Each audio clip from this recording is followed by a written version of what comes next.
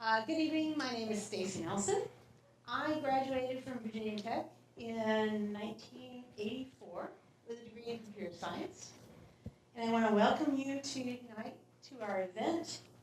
And it's my pleasure to introduce Dean Sally Morton. Dr. Morton joined Virginia Tech to become Dean of the College of Science just over 2 years ago. Prior to becoming to Virginia Tech, she was chair of biostatistics at University of Pittsburgh. Sorry. She has connection to the Raleigh-Durham area, having previously been vice president for statistics and epidemiology at RTI International. She's also served as the head of RAND Corporation Statistics Group. Early in her tenure at Virginia Tech, Dr. Morton identified diversity as a core value for the College of Science and encouraged women in the sciences groups in various departments through the college. Tonight's event is an outreach to showcase successful women in science, technology, engineering, and math, and encourage more girls and young women to enter those fields. With that, I turn over the program to Dr. Sally Morton.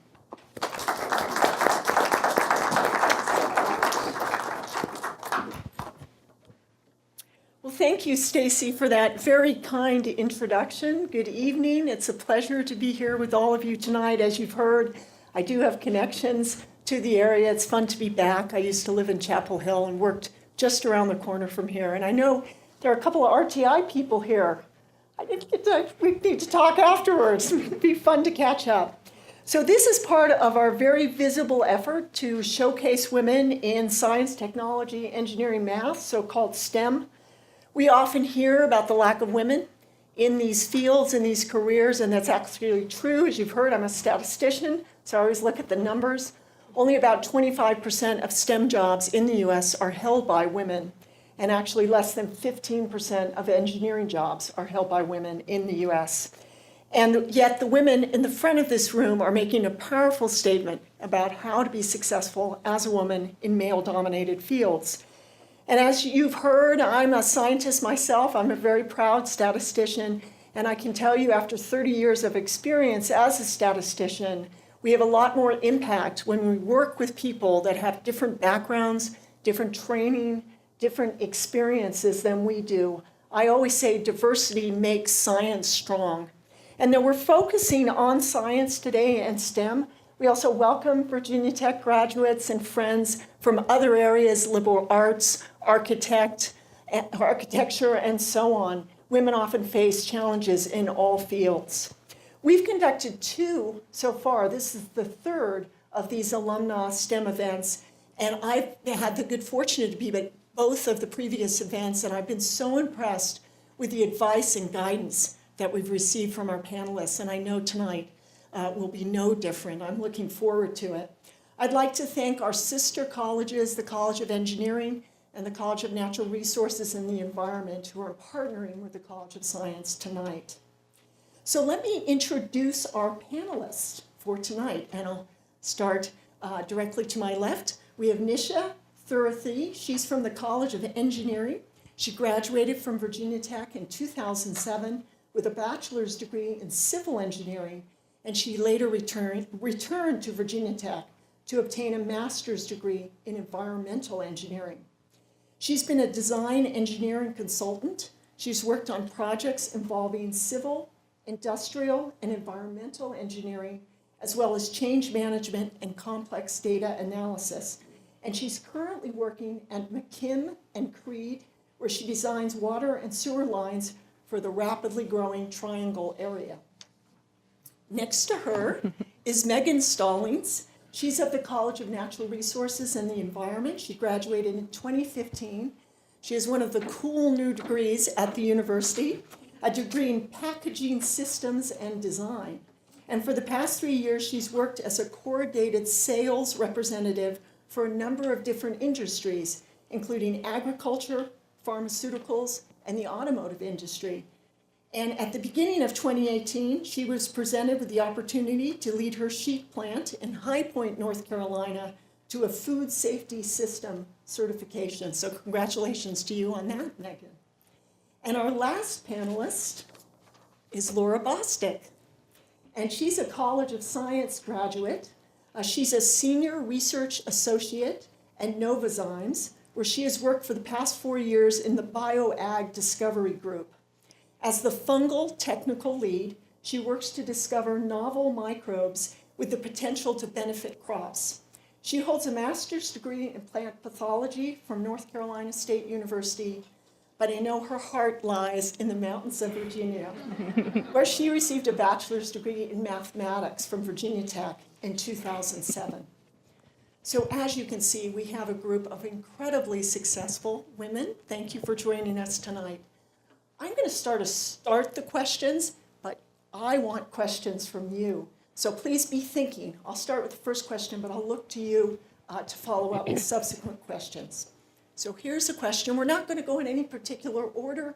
All panelists may not answer every question, but they'll just answer as they wish. So what attracted you to your field, and how can we encourage more young women to pursue a STEM career? Well, what attracted me to the field of engineering was interest in water.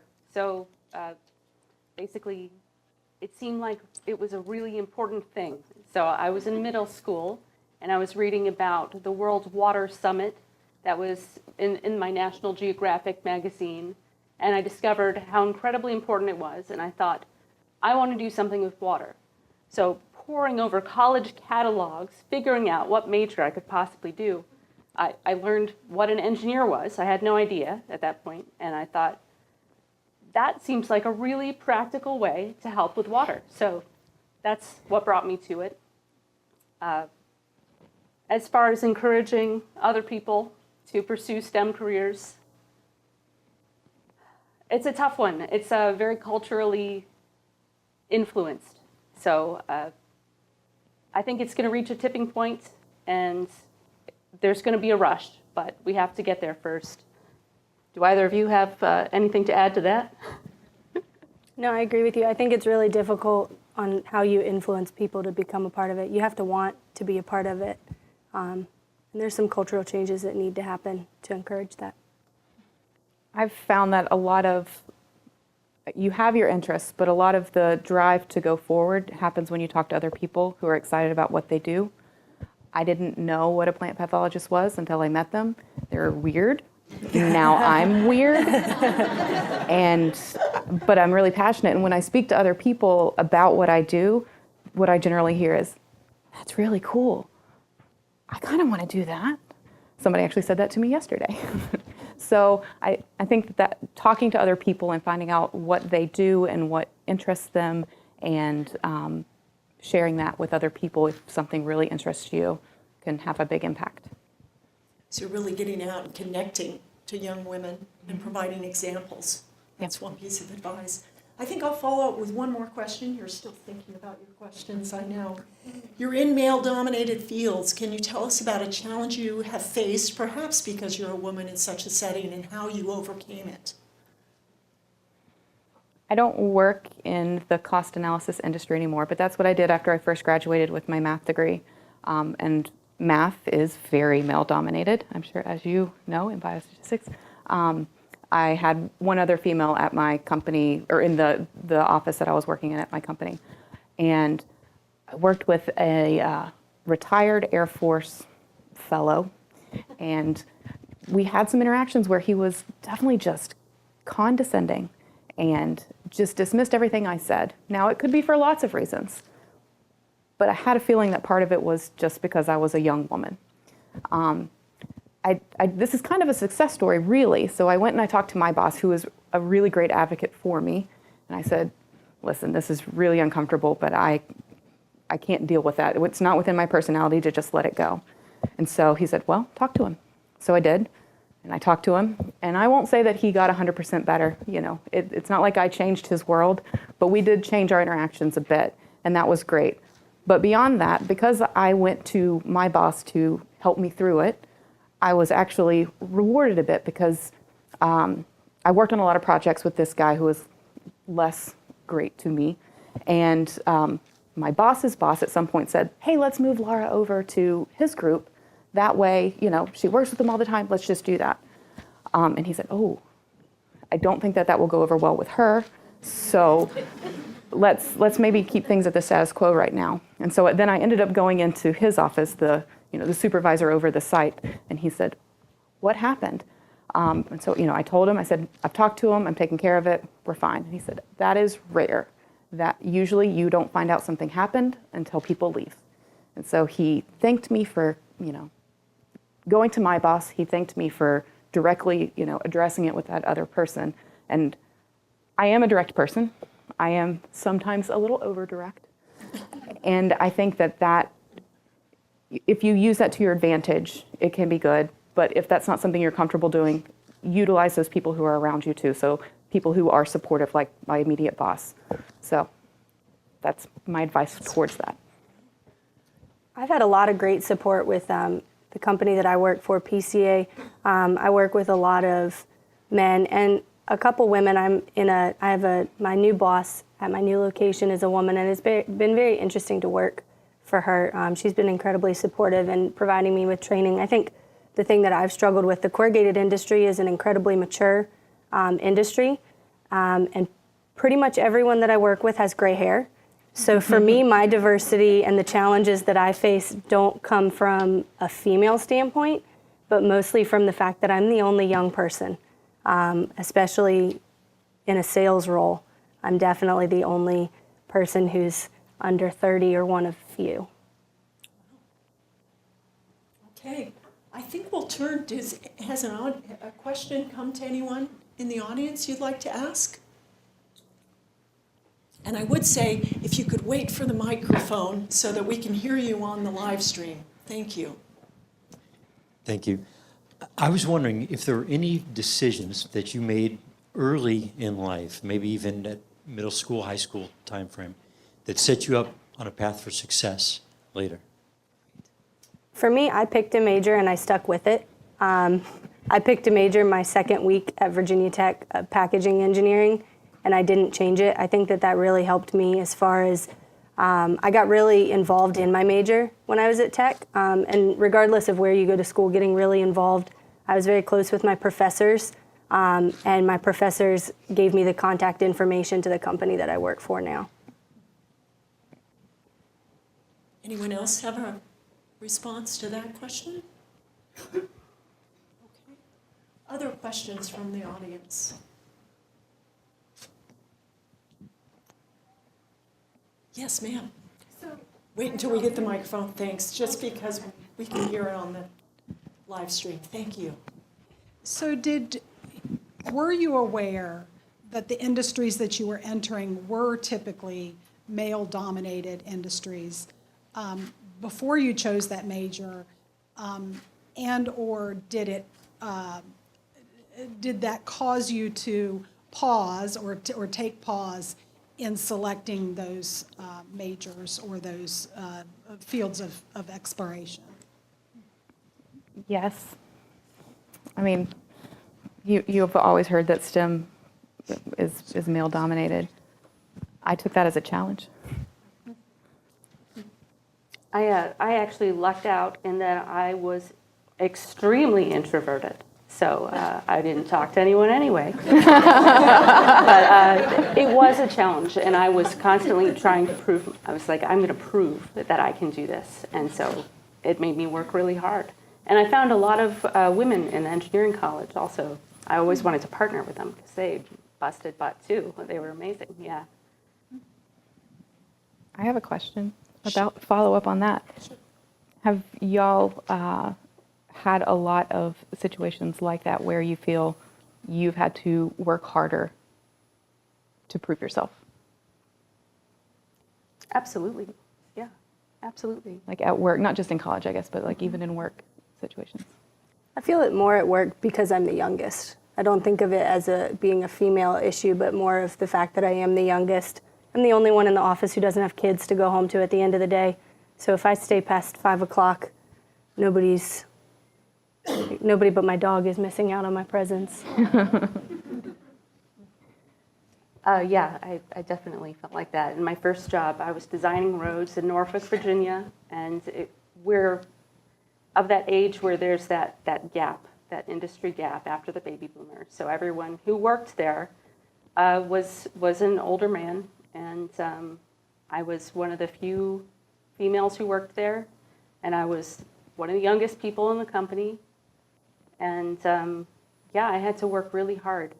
A short brown girl, just try to prove myself any opportunity I had. And the truth is, in that company, it didn't really work. And it took a while. I eventually switched jobs and found a company where people really encouraged me to speak my mind, to tell my ideas, and that changed everything. Total perspective, total capability to express myself came from those people, and I'm grateful to them. Oh, good. More questions. Great. Please. I was in engineering, also civil engineers, so go civil engineers. But actually, when I started in high school and junior high, I thought all along I was going to Carolina and I was going to be a dentist. And what happened was, in my high school, we took or junior high, we took our PSATs, and Virginia Tech had a program for minority engineers. And so they invited me to come to Virginia Tech to learn about engineering for a couple of weeks at a camp.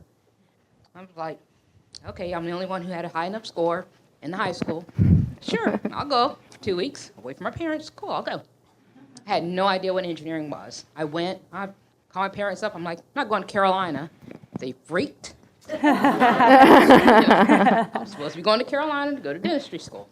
So I'm like, no, I'm going to Virginia Tech. I'm going to be an engineer. And they're like, oh, thank God. But, I mean, it completely changed me. But I knew nothing. No one had ever said anything about being an engineer. But that completely changed the trajectory of my life, to go there. So I'm just wondering, did any of you ever go to like an engineering camp or anything like that in high school or junior high that influenced you to kind of go in this direction? I actually, completely unrelated, I didn't even realize that I had done it until I was a undergrad at Tech. The CNRE used to have a program called Wood Magic, which was like a truck, and they did you blew bubbles through like a piece of wood to show how the xylem and the phloem work in the wood, and I don't know, we did a bunch of other activities that were science related for kids, and I was maybe in 6th grade or 5th grade, and I didn't realize it until I was an undergrad at Tech, and I saw the trailer sitting behind the S-Bio building that said Wood Magic on the side of it, and I was like, I did wood magic when I was a kid. So I want to do it now. yeah, it was really cool. They don't do it anymore, I don't think. So I did actually. I went to a governor's school for math and science in Lynchburg, Virginia. Yeah? We did science classes and advanced math, but someone came in and it was an engineer, and they talked about what an engineer was. And before that, I had never even heard of an engineer before, which is amazing for the children of engineers, who are most people in the engineering college. But yeah, that really helped. That's a good point. I had a change after starting in math. So I was good at math as a kid, so it was natural. I'm gonna do math in school. And I enjoyed it, and it was great. My last semester at Tech, I wanted an easy class. I took indoor plants in the Hort group, and I thought, I want to do this. This is the best. There's so much I could do here. And not that I wouldn't use my math, but I'd use it towards, plants. But, it was the last semester of my senior year. So I went and I got a job as a cost analyst. But it was always there. I worked for about a year, and then I went to my boss, who was so supportive, and I said, I want to go back to school. And he said, great, we pay for that. I said, not for what I want to do. So he encouraged me to take a community college class, and I was in Northern Virginia, so I went back and took just a general bio class, and I thought, yeah, yeah, this is what I really want to do. So that's why I moved down to North Carolina. I wanted to go back to school came to NC State for a second bachelor's in plant biology, and then I stayed for my master's in plant pathology. And it was just that one class that I wanted to do actual plant sciences, not pure sciences. Interesting. But Thank I'd you. never thought of that. Wow. I think we had another question here. Well, my question actually was addressing your earlier educational experiences and how, if any of those affected you. So it sounds like they really did. But how about like especially with you and your math, did you ever feel that you weren't necessarily encouraged to take higher level math classes? Because I hear that from young women who are good in math. I have been very fortunate. My dad is a CPA, so he always encouraged me to do math. My mom is a teacher, so she encouraged me to do everything. And so I've been very fortunate that I've never had anyone say, but you're a girl, when it comes to that. When I wanted to do other things maybe, but not that. I grew up in Blacksburg, so our high school, I went to Blacksburg High, and our high school is pretty heavily influenced by Virginia Tech. And so I had really great math classes. I actually took 4 years of drafting while I was and I thought I wanted to be an architect, and then I saw the requirements for getting into the School of Architecture at Tech and said that wasn't for me. But I really enjoyed that, and I never really had an experience where anybody told me that I couldn't do anything because I was a girl. I come from I have an Indian father who didn't, this is not to generalize about Indian people, but my father in particular didn't want me to go to college, didn't think it mattered if I was good at school or not. And so that only, of course, only made me want to go more. But in general, no, I didn't experience that in school or in any institution. I was lucky. I want to follow up. We do a lot of outreach with my company, and we'll have young kids come in and do fun science with us. And I have heard that from other folks, though, because we'll do plate counts. You have to find out how many microbes are in your soil. I'm not good at that. I'm a girl. I'm not good at math. Or boys saying, you can't do that. You're a girl. So it's young kids, even still, just by the way. It's not something that's gone. Just we were fortunate, but it's not gone. These are kids saying it. That's a really good point. I think we have another question over here. Hello. I used to be a recruiter for the College of Natural Resources at Tech, and one of our focus was in diversity and women and increasing those. But I think that the colleges, the departments have responsibilities too when we recruit people to these areas where they're going to be a minority in the group. What can colleges do once you're in the program to help encourage you and set you on the right path for later on when you're working? That's a tough question. It's really tough. If I could break in, you heard about women in the sciences or wits, keep your wits about you. This is part of what we're trying to do in the College of Science. There are numerous groups for women within our department, women in the geosciences, the ladies of physics, and other groups. And so this is one way in the college that we're trying to have a discussion at the departmental level, not just for our students, undergraduate and graduate, but our postdocs and our faculty as well. So I completely agree with you. We have a responsibility for that. We're trying to do that in the College of Science and elsewhere at the university. But I would welcome if the panelists have any suggestions of what else we could do to promote and encourage women. I think the first step for something like that is to talk about it. And so talking about it will lead to awareness, will lead to more discussion. But that's all I can offer there. I would agree. Just awareness around it being a fact. Don't hide it. Put it out there. And it's okay to talk about. Some people shy away from it, pretend it's not there. And that'll just make it better. But it's not. It's an obvious difference. it needs to be discussed. So there's been a recent National Academy of Sciences report on gender harassment in academia and medicine in particular. And the statistics are fairly alarming when you look at them. And so one of the things we're trying to do in the College of Science is make sure when our scientists leave that they know what behavior is acceptable and what to do if they're in a setting where behavior is not acceptable. And just to give you one example, we have a policy for field work, for example, in geosciences, when people are in the field collecting fossils and so on, which many people do, and what's the proper behavior and policies and procedures there. So we're trying to really face it head on because it's a difficult conversation, but we can't ignore it. And I really feel we need to educate our students so they're empowered when they leave to combat such behavior if it does occur where they work. We had another question here. Is that push for education not only with the women, but also with the men as to what behavior is acceptable? Absolutely. For us, certainly, not only behavior by them, but what comes out in the report is it's not just gender harassment, it's about power. So particularly in the academic setting, if you're a postdoc, because of the way the hierarchical system is in academics. And so such power harassment and power manipulation can occur regardless of what gender you are. So you make an extremely good point that it's not just harassment that women have occurred to them, but it could occur to men as well. Question. Oh, thank you. Sure, thank you.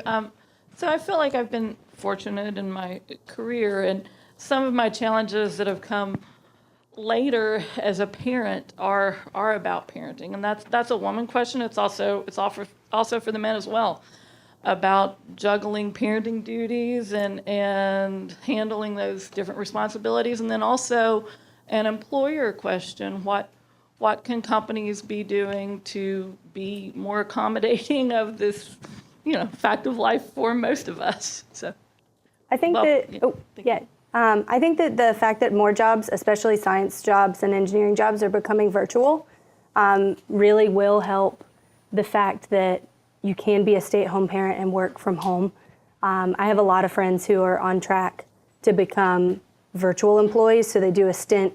One example is at Amazon. She'll work at Amazon for 5 years, and then she'll be able to have the opportunity to go into a virtual role, which I think is great for promoting that. I actually had an individual while I was at Tech tell me, I asked her, I was like, how do you have a career and be a great mom? Because I've always wanted both. I've always wanted to be a mom, and I've always wanted to have a great career. And she told me flat out I couldn't have both. I had to pick one. So I'm on a mission to prove her wrong, that I can be a great mom one day and also have a great career. Any other responses to that question? So knowledge worker jobs have become more flexible, which is really nice. But I've found that, I recently started with McKim & Creed. And the reason I started there is because my previous job required me to travel all over the country. And I just had a daughter last year, and I missed her. So I kind of switched careers. I'm doing something very different from what I was previously doing, so I can spend more time with my daughter. But the truth is I couldn't do it without my very supporting husband either. He plays a big role in taking care of kids. And I have no idea how single parents do it. And people with multiple kids and jobs, no idea. They're very impressive. Great question. Sure. Well, I can actually speak to a little bit of that. I just got off of maternity leave. And so I work remotely. I travel 50% for my job. And I think the thing that most industries can't accommodate right now are dual career households with kind of an egalitarian lifestyle. People ask me every day, who takes care of my kids when I'm gone? And I'm like, I'm not a single parent. Their dad is just as capable, and we do everything at home equally. We don't really change that up at all. It's just a phenomenal concept. When I have talked about moving, I move jobs between children. My company always says, well, we want you to relocate. And I'm like, well, I have family here. part of the ability to travel is that I have people nearby that can help me and allow this lifestyle. And also, my husband has a job. I don't really think you're going to pay me enough to compensate for what he does. It's just that is a separate gap. So I don't know if there's anybody here. My question was actually, I'm in animal sciences. Are there anybody, veterinarians, animal scientists here? That has already flipped on a gender basis. I'm the research out person for my company, and most animal science departments in the country are 80 to 90% female. And in my industry, the sales force is less than 5% female. And when I recommend women for jobs, I always ask them to call me back if no one calls them. And that's 100% currently. What can we do about that? Where women, the situation has flipped, but women aren't getting calls for interviews.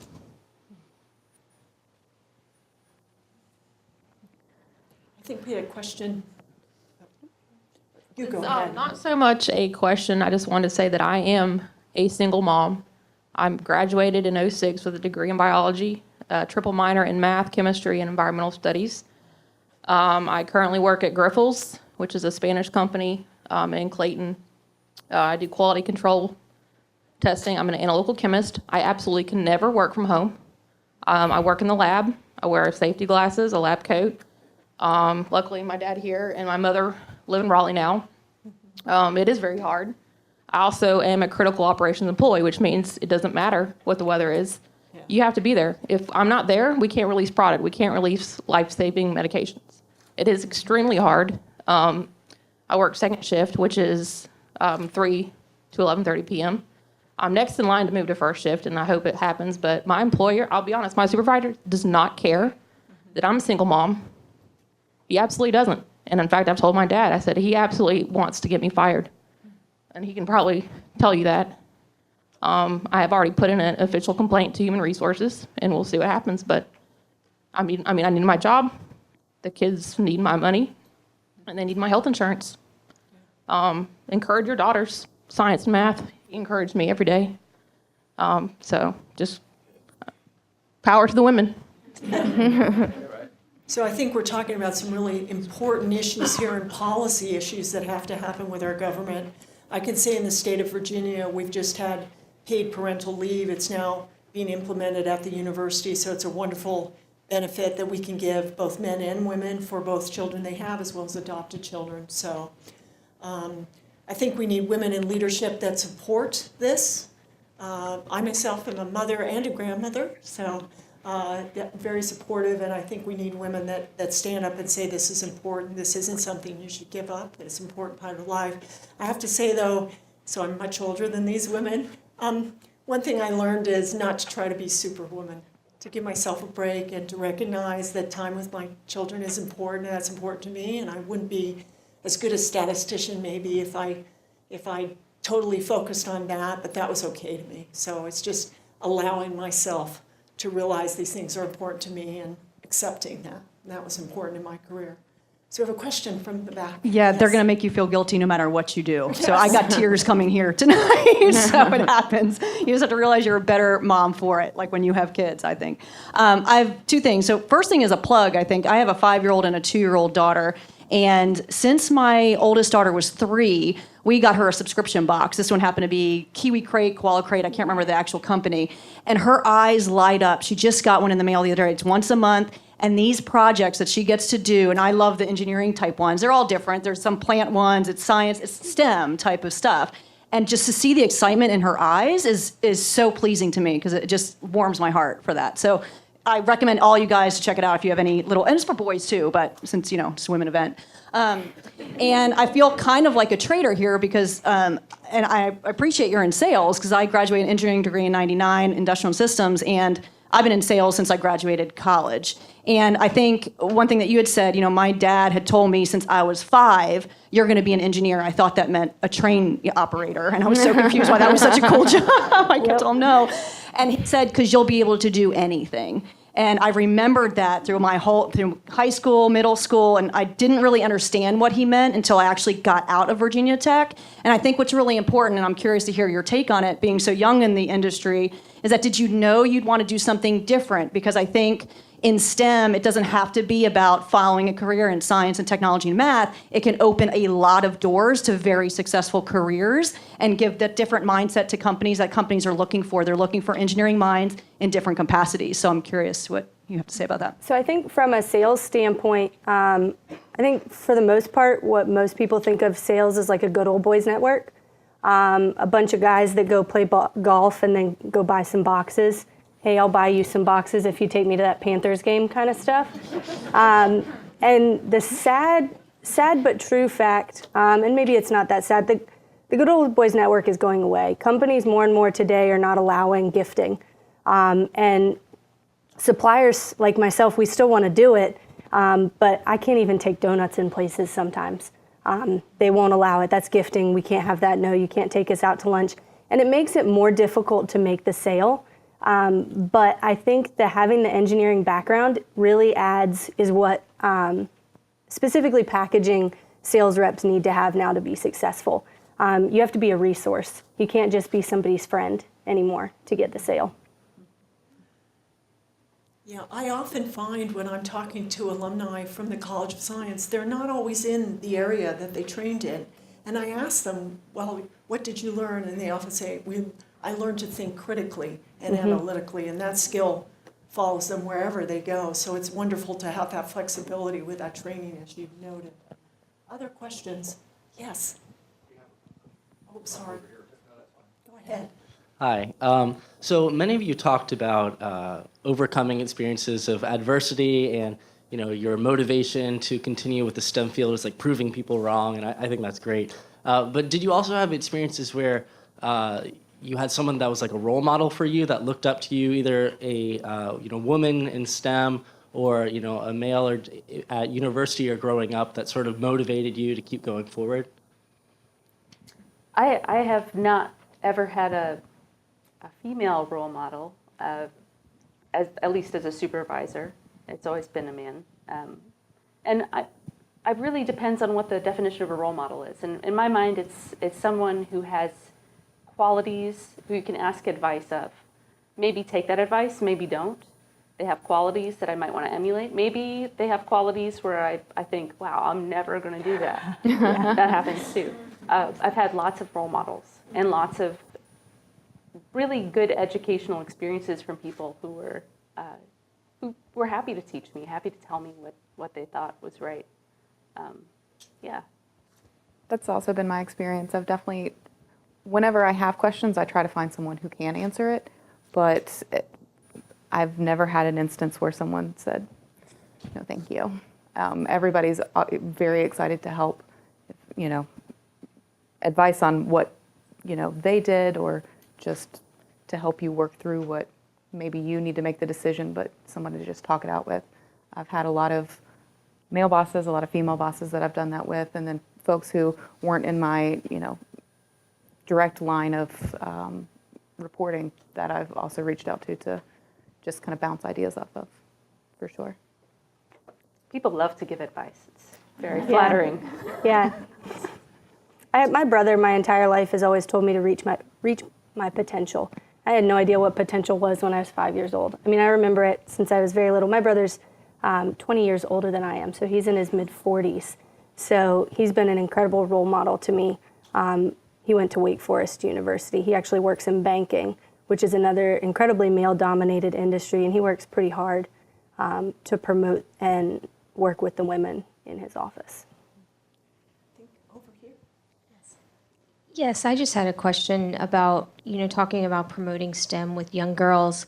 Have you found any opportunities in our community to volunteer or have opportunities to help get girls excited about STEM? Because I know that's something I've looked for in the past, and I just don't see a lot of them in our community.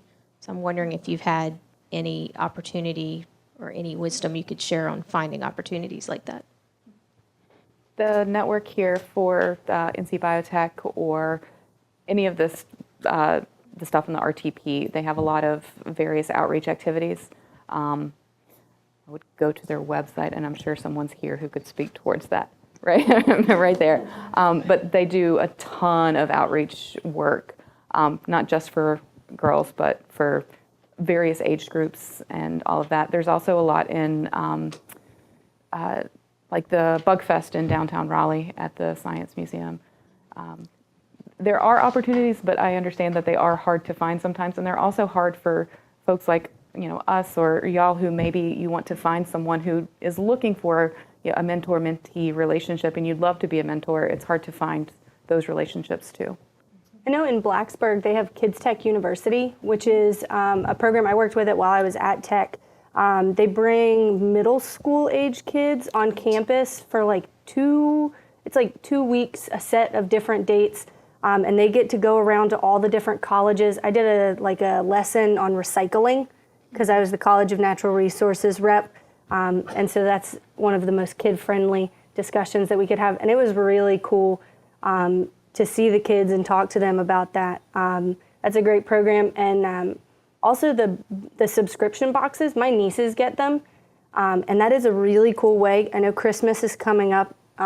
If you have some kids in your family that need to be excited, I think my niece gets a chemistry kit. It came with like an initial chemistry kit, and then it comes with like monthly different chemicals and like experiments that she can do. Great, thank you.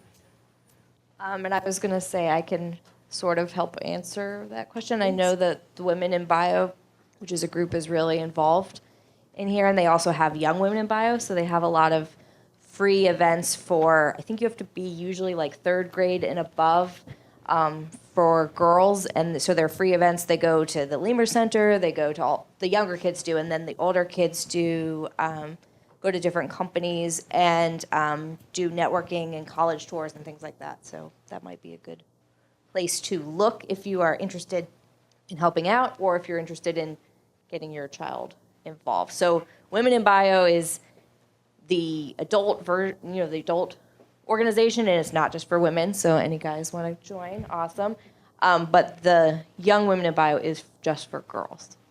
So I can say for older students, when you come back to Blacksburg, which I hope you'll do, we're always looking for alumni to come and talk to our students. They're kind of sick of us, and we're not as current and as exciting as you. So come back and tell us about what you do and connect to your department. And we do fireside chats with students, with people coming back and telling them about careers, because our students are very interested in hearing about the different opportunities and what you do and how you've succeeded. One more question? Yes, ma'am. There's another group, it's Women in Technology, it's WITty, and they, I think it was twice a year, they go to different high schools. I know one time I went to a school in Wake Forest for their career day, and so they have setups for the, it's girls and boys come through to talk about careers in science, technology, engineering, and mathematics. So they have different people who, generally they want people who've been out of college like less than 10 years, but sometimes they have to get some of us older folks. But, just to tell them what it's like, and the kids want to know like what kind of classes they take and what kind of grades they have to have and what it's like to apply for college. That's what they're asking about, and what kind of jobs, what you do at your job day to day. We could go all night. This has been just wonderful. But I think we're going to end here with a formal presentation. We do have the food. The reception will continue, and I hope you'll continue to mingle and speak. Just thank you so much for coming tonight. I know all of us have really gained new perspectives and insight from this panel. Let's please thank our panel.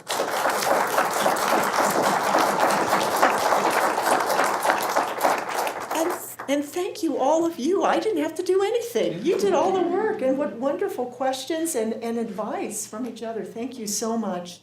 So just to close the event, I'd like to introduce my colleague, Debbie Day. She's the Associate Vice President of Alumni Relations at Virginia Tech. She'd like to say a few words as we close. Thank you, Dean Morton. Stacy, thank you very much for your participation this evening. We appreciate your introduction. And Nisha and Megan and Laura, this was amazing. Thank you all very much for being a part of this. This is a collaborative effort from the university, and it's led by a colleague in the College of Science and a central alumni person in networking, Gwen Harrington and Katie LaFawn.